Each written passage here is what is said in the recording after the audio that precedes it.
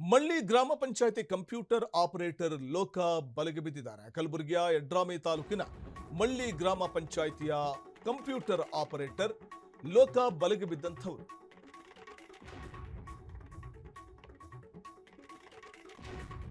ಬಂದೇ ನವಾಜ್ ಲೋಕ ಬಲೆಗೆ ಬಿದ್ದ ಕಂಪ್ಯೂಟರ್ ಆಪರೇಟರ್.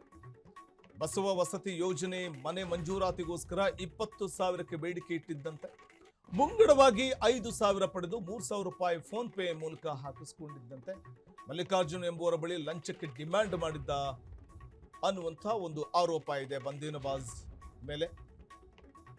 ಕಂಪ್ಯೂಟರ್ ಆಪರೇಟರ್ ಆಗಿ ಕಾರ್ಯನಿರ್ವಹಿಸ್ತಿದ್ದಾತ ಕೆಲಸ ಆಗಬೇಕು ಅಂತಂದ್ರೆ ಲಂಚ ಕೊಡಬೇಕಾಗುತ್ತೆ ಅಂತ ಲಂಚಕ್ಕೆ ಬೇಡಿಕೆ ಇಟ್ಟಿದ್ದಂತೆ ಈ ಸಂದರ್ಭದಲ್ಲಿ ರೆಡ್ ಹ್ಯಾಂಡ್ ಆಗಿ ತಗಲಾಕೊಂಡಿದ್ದಾನೆ ಬಂದೇ ನವಾಜ್. ಎಡಭಾಗದ ವಿಂಡೋಸ್ ನಾವು ಗಮನಿಸ್ತಾ ಹೋಗಬಹುದು.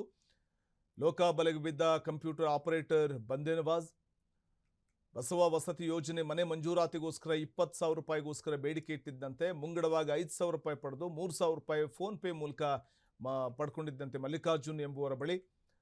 ಇನ್ನು ಲಂಚಕ್ಕೆ ಹೆಚ್ಚಿನ ಡಿಮ್ಯಾಂಡ್ ಅನ್ನು ಇಟ್ಟಿದ್ದ. ಇದರಿಂದಾಗಿ ಲೋಕಾಯುಕ್ತ ಇನ್ಸ್ಪೆಕ್ಟರ್ಗೆ ಮಾಹಿತಿ ಹೋಗುತ್ತೆ. ಪರಿಣಾಮ ಲೋಕಾಯುಕ್ತ ಇನ್ಸ್ಪೆಕ್ಟರ್ ಅರುಣ್ ನೇತೃತ್ವದಲ್ಲಿ ಕಾರ್ಯಾಚರಣೆಯನ್ನು ನಡೆಸಿದ್ದು ಕಂಪ್ಯೂಟರ್ ಆಪರೇಟರ್ ಕಾರ್ಯನಿರ್ವಹಿಸ್ತಾ ಇದ್ದ ಬಂದೇ ನವಾಜ್ ಈ ಸಂದರ್ಭದಲ್ಲಿ ಲೋಕಾಗೆ ನೇರವಾಗಿ ತಗಲಾಕೊಂಡಿದ್ದಾರೆ.